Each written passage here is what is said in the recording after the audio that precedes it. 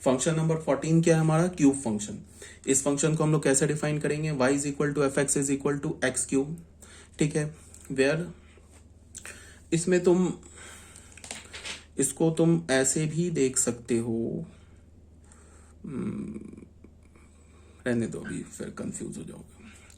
Cube function में क्या है, हमारे पास F x is equal to X cube है। फंक्शन क्या हो गया, आर टू आर डिफाइंड है। डोमेन ऑफ द फंक्शन क्या होगा, ऑल रियल नंबर। रेंज क्या होगा फंक्शन का, ऑल रियल नंबर। ये कर्व ऐसे होगा। ठीक है, क्यूब फंक्शन ये इधर जाएगा पॉजिटिव इन्फिनिटी को, इधर जाएगा माइनस इन्फिनिटी को। तो देखो जैसे जैसे हम एक्स को बढ़ाते जा रहे हैं ना पॉजिटिव इन्फिनिटी की ओर, तो वाई भी कहाँ बढ़ता जा रहा है, पॉजिटिव इन्फिनिटी की ओर। जैसे जैसे हम एक्स को माइनस इन्फिनिटी की ओर ले जा रहे हैं, तो वाई भी क्या जा रहा है, माइनस इन्फिनिटी को।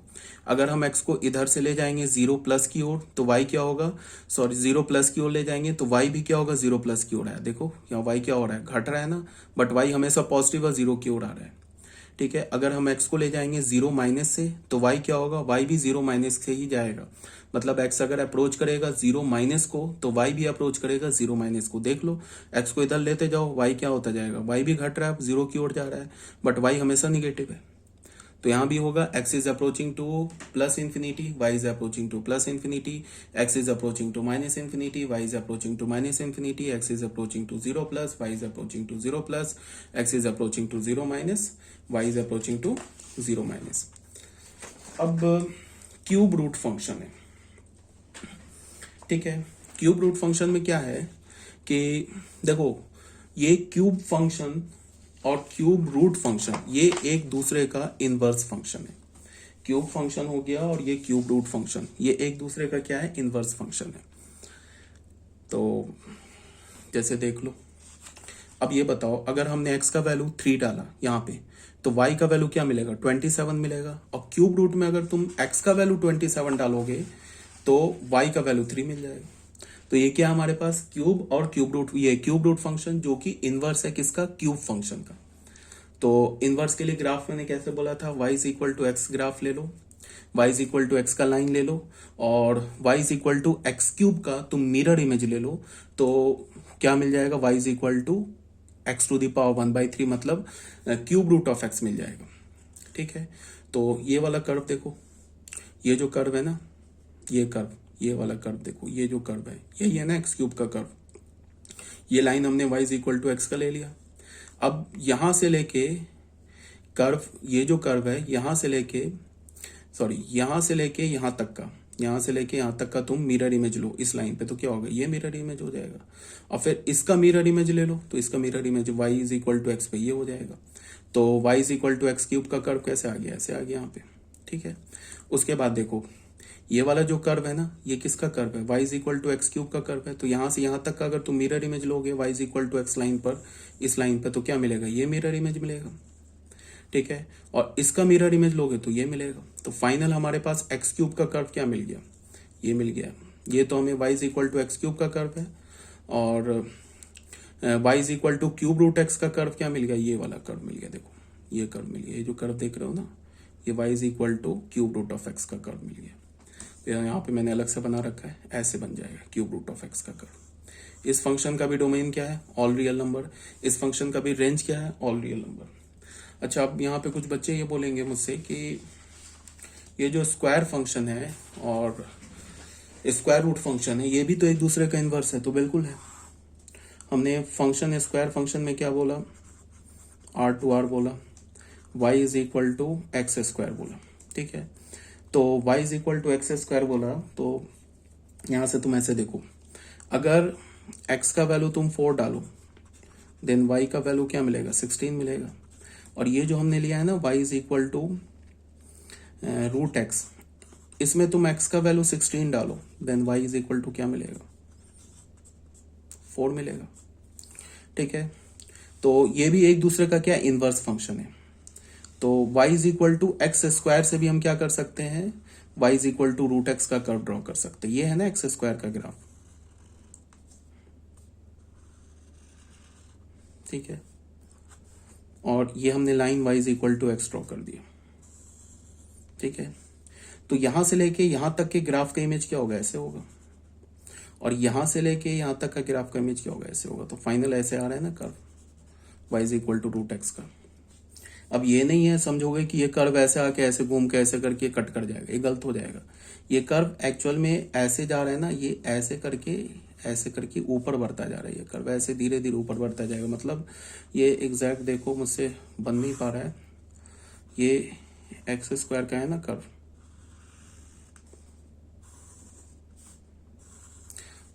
तो ये कर्व होगा ऐसे, ये ऊपर जा रहा है, नीचे नहीं आएगा। ये धीरे धीरे जैसे तुम इधर बढ़ाओगे ना, ये ऊपर जाता जाएगा, ठीक है। तो ऐसे भी देख सकते थे। अब कोई बोलेगा कि इसका भी तो मिरर इमेज ले सकते थे, इस लाइन का भी। तो इसका मिरर इमेज हमने इसलिए नहीं लिया क्योंकि यहाँ क्या होगा कि हमारे पास जो रूट एक्स है ना, उसका डोमेन क्या है, सिर्फ पॉजिटिव, 0 to +∞। तो निगेटिव एक्स जो है उसको छोड़ दिया। तो ये वाला जो है ना y = रूट एक्स का हमें क्या मिल गया, कर्व मिल गया, ठीक है। तो कोई प्रॉब्लम नहीं यहाँ तक। इसके बाद जो हमारा नेक्स्ट फंक्शन है वो है पॉलिनोमियल फंक्शन। पॉलिनोमियल फंक्शन तो आप ऑलरेडी जानते होंगे 9th-10th क्लास से ही। फंक्शन नहीं, पॉलिनोमियल इक्वेशन या पॉलिनोमियल एक्सप्रेशन आप जानते होंगे 9th-10th क्लास से।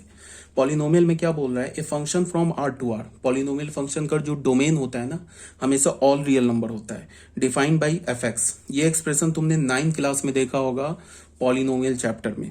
a0 x⁻0, a1 x⁻1, a2 x⁻2 plus a n-1 x⁻n-1 plus an x⁻n। ये a0 जो है ये x⁻0 का कॉफिशिएंट है, ये a1 जो है x⁻1 का कॉफिशिएंट है, ये जो a2 है x² का कॉफिशिएंट है, an-1 जो है x⁻n-1 का कॉफिशिएंट है, an जो है x⁻n का कॉफिशिएंट है, ठीक है। यहाँ पे क्या है हमारे पास, ये जो n है ना, n ये हमारा नेचुरल नंबर है, और ये a0, a1, a2 dot dot an-1 an ये सब क्या हमारा रियल नंबर है। n क्या हमारा नेचुरल नंबर है। पॉलिनोमियल इक्वेशन तो जानते होगे, लीनियर फंक्शन हो गया, क्वाड्रेटिक फंक्शन हो गया, क्यूबिक फंक्शन हो गया, बाई क्वाड्रेटिक फंक्शन हो गया, कांस्टेंट फंक्शन हो गया, ये सारे पॉलिनोमियल फंक्शन है। जितने भी है ना सारे क्या हमारे पास पॉलिनोमियल फंक्शन। जैसे यहाँ देखो, जैसे हमने लिखा y = fx = हमने लिखा y = fx = हमने लिखा 2x² प्लस x प्लस 1। तो ये हमारा एक पॉलिनोमियल फंक्शन है। ये आप पॉलिनोमियल है, देख लो इसका स्टैंडर्ड फॉर्म क्या होता है, ax² plus bx plus c। Quadratic function है ना, ये भी एक पॉलिनोमियल फंक्शन है। y = हमने fx लिखा 3x प्लस 4।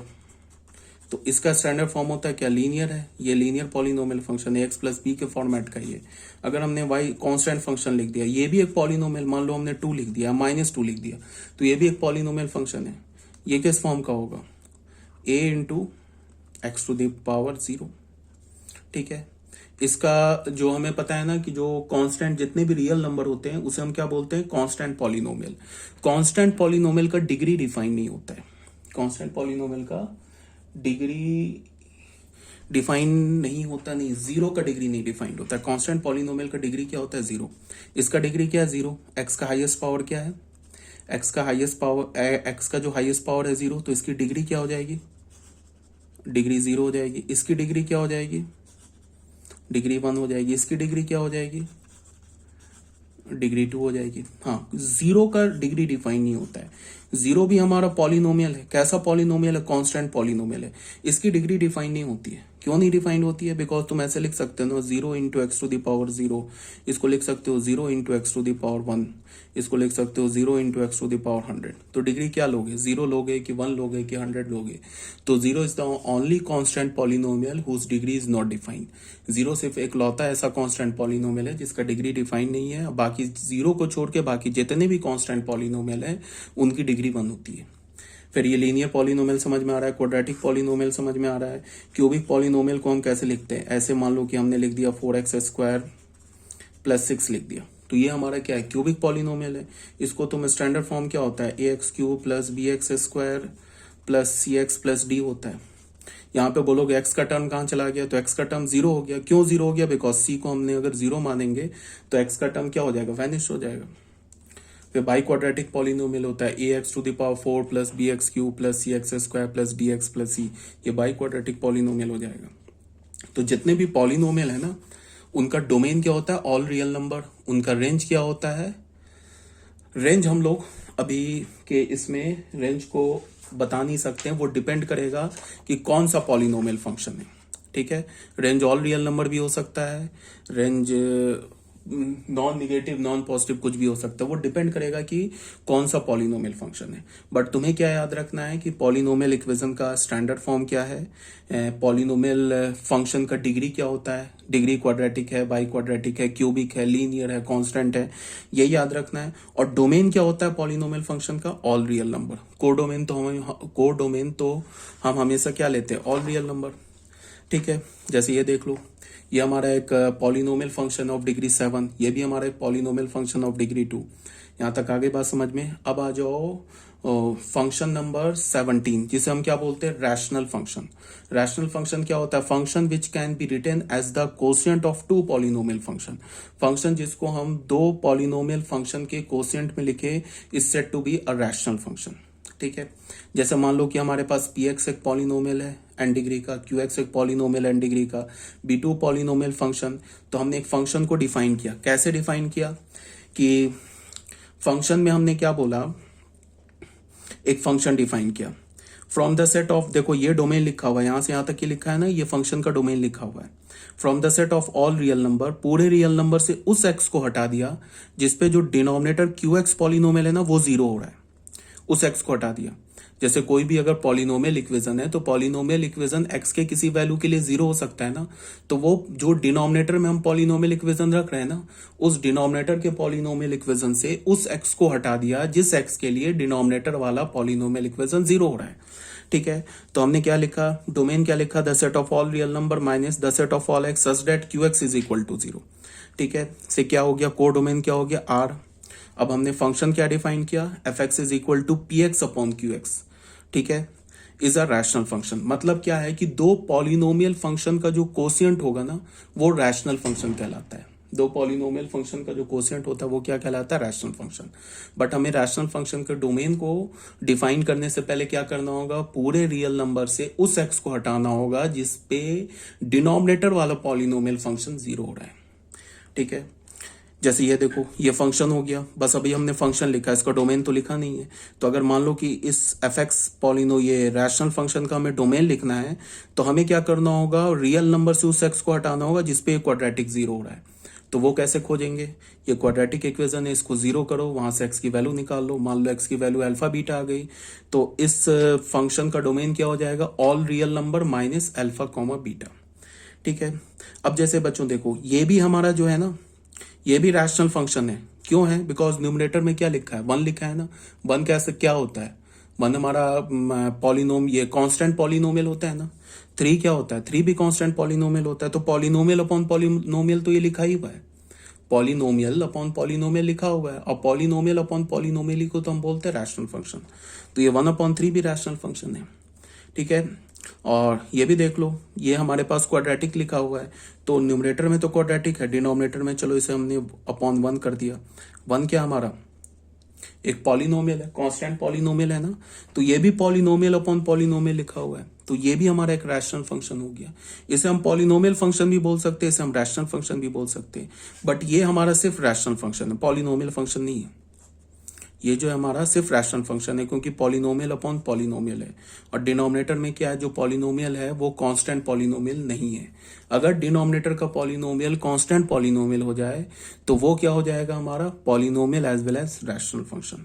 तो ये पॉलिनोमियल, ये अगर 1/3 देखोगे तो ये कांस्टेंट पॉलिनोमियल है, एज वेल एज ये हमारा रैशनल फंक्शन भी है। ठीक है, अगर मैं बोलूं कि सेकेंड का डोमेन क्या होगा, तो ऑल रियल नंबर। थर्ड का डोमेन क्या होगा, इसका भी all real number, because denominator तो 1 है, कभी जीरो तो हो नहीं रहा, या डिनोमिनेटर तो 3 है, ये भी कभी जीरो नहीं हो रहा। तो इस फंक्शन का सेकेंड का क्या हो जाएगा, domain all real number. Third का क्या हो जाएगा, domain all real number. First का डोमेन क्या है, कैसे निकालोगे, ऑल रियल नंबर से उस एक्स को हटाओगे जिस पर ये जो डिनोमिनेटर वाला फंक्शन है वो जीरो हो रहा है। ठीक है, अब बच्चों आ जाओ, ये लास्ट हमारा टॉपिक है operations on real functions. Real functions का ऑपरेशन क्या है इसको देख लेते हैं। सबसे पहला जो है ऑपरेशन वो है एडिशन। एडिशन में क्या है, इसको तुम ऐसे देखो, एडिशन को हमें करना क्या है कि हम दो फंक्शंस को ऐड करेंगे, दो फंक्शन को सब्ट्रैक्ट करेंगे, दो फंक्शंस को मल्टीप्लाई करेंगे, दो फंक्शंस को डिवाइड करेंगे, यही सब काम करेंगे। तो ऑपरेशन ऑन रियल फंक्शन में सबसे पहला जो है वो है एडिशन। एडिशन में क्या है, हमारे पास एक फंक्शन है f जिसका हमने डोमेन d1 ले लिया, ठीक है। d1 से कोडोमेन r में है और डिफाइन हमने क्या किया, y is equal to F x define कर लिया।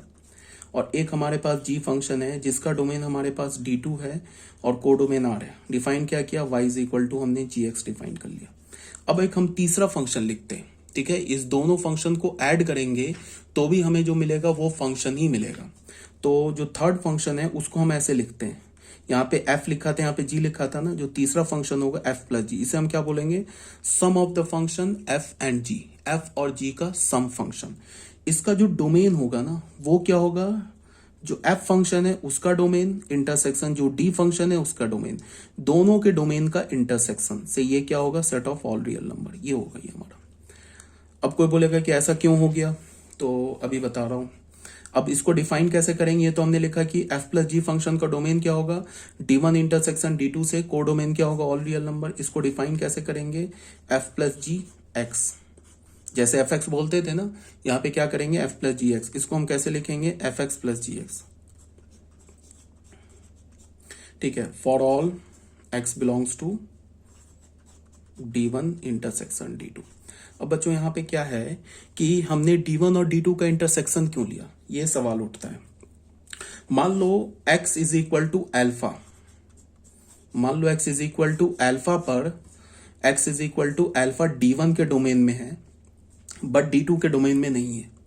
तो इसका क्या मतलब है, x is equal to alpha पर f फंक्शन तो डिफाइन, f फंक्शन तो डिफाइंड होगा but x is equal to alpha पर g फंक्शन डिफाइन नहीं होगा। तो अगर तुमने यहां पे x की जगह अल्फा लिया तो हमें क्या मिल जाएगा, f of alpha plus g of alpha मिलेगा ना।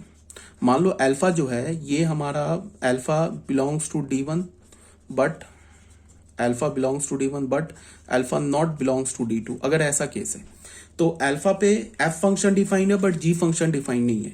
तो इसका क्या मतलब हो गया कि f ऑफ एल्फा तो डिफाइंड है but g of alpha defined नहीं है। तो defined plus not defined is not defined, defined plus defined he defined होता है। Defined plus not defined, not defined plus defined, defined not defined plus not defined, ये सब not defined होता है। Defined कब होगा, डिफाइंड प्लस डिफाइंड हमारा not defined होगा। दोनों फंक्शन अगर x के किसी भी एक वैल्यू के लिए दोनों में से कोई भी एक फंक्शन नॉट डिफाइंड हो जाए या तो दोनों नॉट डिफाइंड हो जाए तो ऑन द होल फंक्शन क्या हो जाएगा, नॉट डिफाइंड। इसीलिए हम लोग क्या करते हैं कि जब दो फंक्शन को ऐड करते हैं ना तो दोनों फंक्शंस का क्या करते हैं, डोमेन का इंटरसेक्शन लेते हैं।